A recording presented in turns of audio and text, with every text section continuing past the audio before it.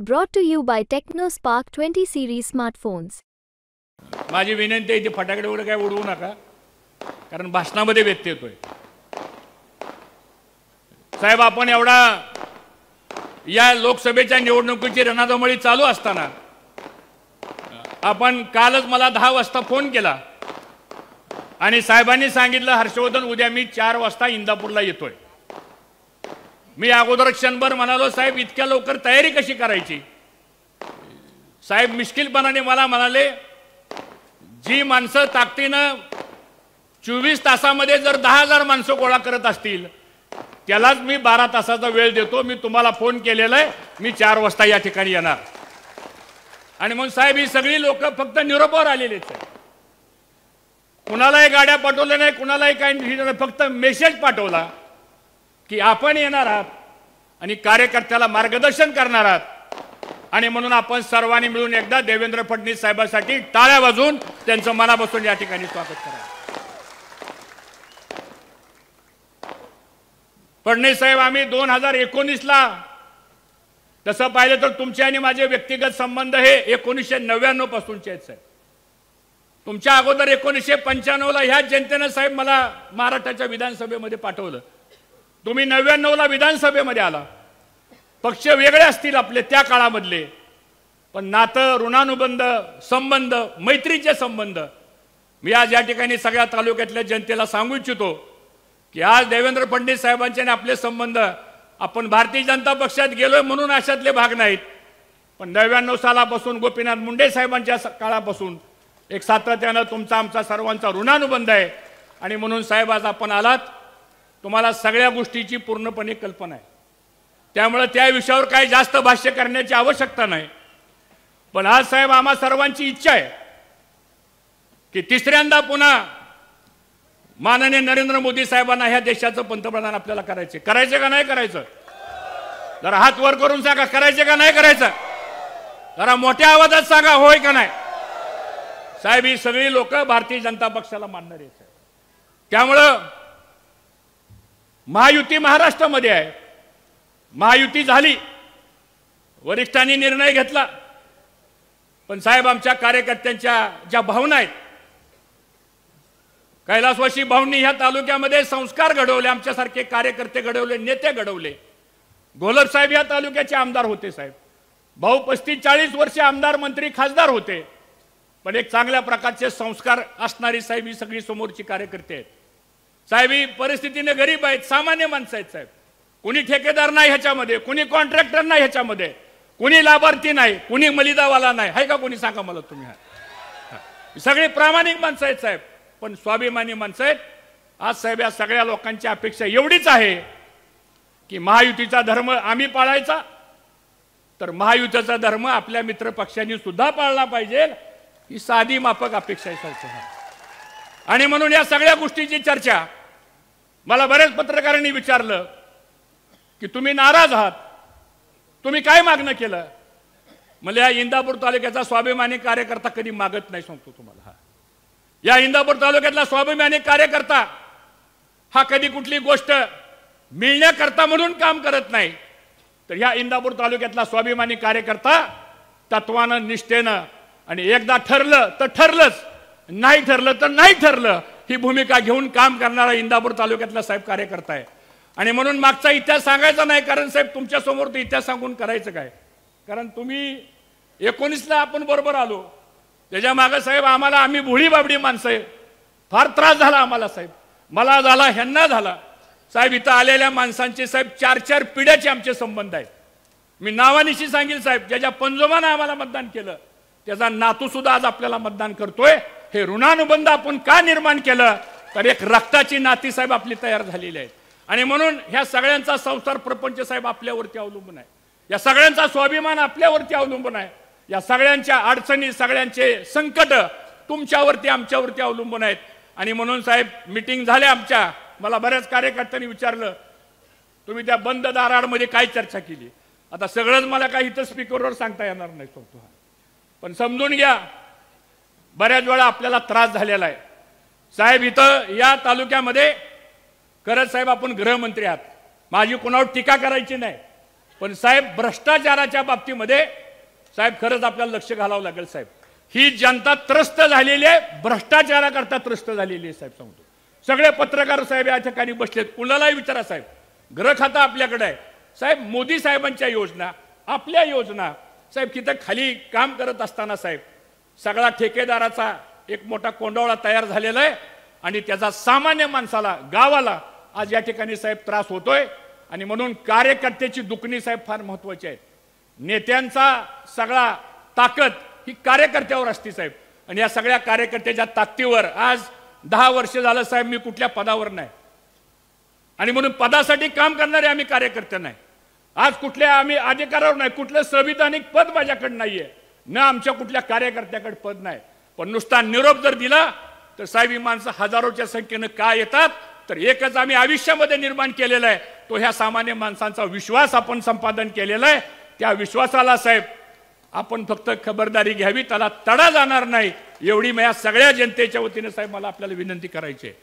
आणि म्हणून माझी एकच आपल्या सर्वांच्या वतीनं साहेबांना सांगणं आहे की आज आपण जर पाहिलं असेल साहेब, या तालुक्यामध्ये भाजपची ताकद वाढलेली आहे. या तालुक्यामध्ये भारतीय जनता पक्ष साहेब मागच्या वेळेस तुम्ही 9 सप्टेंबरला आम्हाला प्रवेश दिला आणि 15 दिवसामध्ये फॉर्म भरला साहेब. 1,12,000 मतं पडली. एक अपघात घडला, ठीक आहे, झाला. आणि आपण निवडणूक जिंकता निवडणूक आपण हरलो.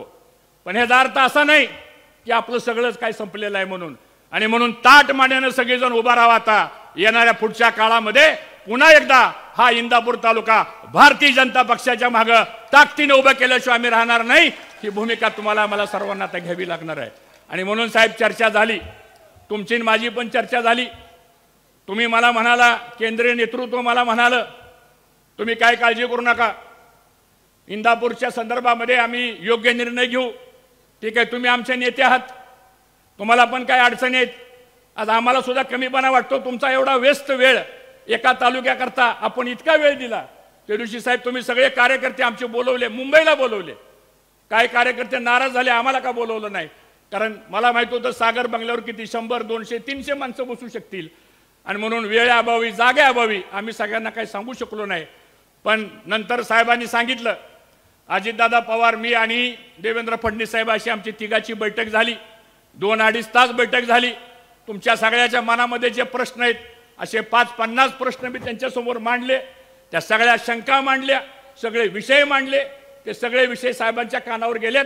त्याची पुन्हा पुनरावृत्ती करावी यासाठी आजची ही सभा नाही. पण या सगळ्या प्रश्नाची चर्चा झाल्यानंतर मी साहेबांना एकच विनंती केली की साहेब तुम्ही आता इथून पुढे इंदापूर तालुक्यातल्या भारतीय जनता पक्षाचं पालकत्व हे फक्त देवेंद्र फडणवीस साहेबांनी स्वीकारावं. आणि या तालुक्यावर भविष्यामध्ये साहेब कुठं अन्याय होणार नाही एवढी खबरदारी साहेब आपण घ्या. महायुती झालेली आहे. महायुतीमध्ये आता आमच्या तालुक्यात साहेब जो राष्ट्रवादी काँग्रेस पक्ष होता त्यात 2 भाग झाले. आता त्यातला कोणाच्या मागे किती भाग आहे हे काय त्याचा अभ्यास आम्ही करणारी माणसं नाही. आमचा रोल आहे फक्त भारतीय जनता पक्षाच्या कार्यकर्त्याचं मतदान जे आहे. आणि म्हणून आता साहेब बोलतील आपल्याशी, मी जास्त वेळ आपला घेणार नाही. आणि साहेब लोक आलेत ते तुमचं ऐकायला आलेत, कारण ह्या लोकांचा पूर्ण विश्वास हा माझ्यापेक्षा तुमच्यावर जास्त आहे. आहे का नाही विश्वास? सांगा बघू एकदा, टाळ्या वाजून सांगा आहे का नाही म्हणून, हात वर करून सांगा आहे का नाही म्हणून. त्यामुळे साहेब आता आपण या सगळ्या लोकांना मार्गदर्शन करा. दुष्काळी परिस्थिती आहे साहेब, कामाचे विषय बरेच आहेत, सांगण्याचं व्यासपीठ नाहीये. नंतर आपण वेगळी वेळ द्या. पाण्याचा प्रश्न आहे, शेतीचा पाण्याचा प्रश्न आहे, लाईटचा प्रश्न आहे, उजनीचा प्रश्न आहे, खडकवासलाचा प्रश्न आहे, भाटघरचा प्रश्न आहे, नीरा नदी, भीमा नदी, षटपळ तलाव, वाघाळा टँक, भल्या भल्या गोष्टी साहेब आहेत. त्या गोष्टीसाठी आपण वेगळा वेळ द्या. आणि आता साहेब लाकडी लिंबोडीचा आपल्याला सत्कार केला. एकदा टाळ्या वाजवा साहेबांच्या करता. लाकडी लिंबोडी करता 228 कोटी रुपये कोणी दिले असतील तर ते देवेंद्र फडणवीस साहेबांनी आपल्याला दिलेले आहेत. हे आपल्याला मित्रांनो विसरून चालणार नाही. आणि म्हणून या सगळ्या गोष्टीचा साहेब आपण विचार करून येणाऱ्या पुढच्या काळामध्ये साहेब आपल्याला सहकार्य आपण कराल अशी अपेक्षा व्यक्त करतो. साहेब दुष्काळी परिस्थिती आहे, गावागावामध्ये टँकरची मागणी वाढायला लागलेली आहे. गावागावामध्ये जनावरांचा, पिण्याचा आणि चाऱ्याचा प्रश्न निर्माण व्हायला लागलेला आहे. काय गावातले मतदार म्हणतात आम्ही मतदानालाच येणार नाही. आम्ही त्यांना विनंती करतोय, हा आपल्याला लोकशाहीमध्ये दिलेला अधिकार आहे, असं करू नका. त्यामुळं काही अधिकारी म्हणतात आचारसंहिता आहे.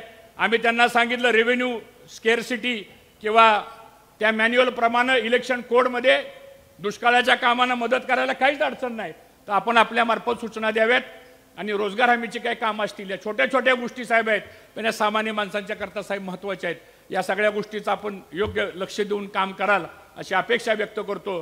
जाता जाता साहेब इथं एक 4-5 प्रश्न आमचे आहेत आणि या 4-5 प्रश्नामध्ये एकतर साहेब गावगावच्या कार्यकर्त्यांच्या विकास कामाला साहेब निधी मिळत नाही।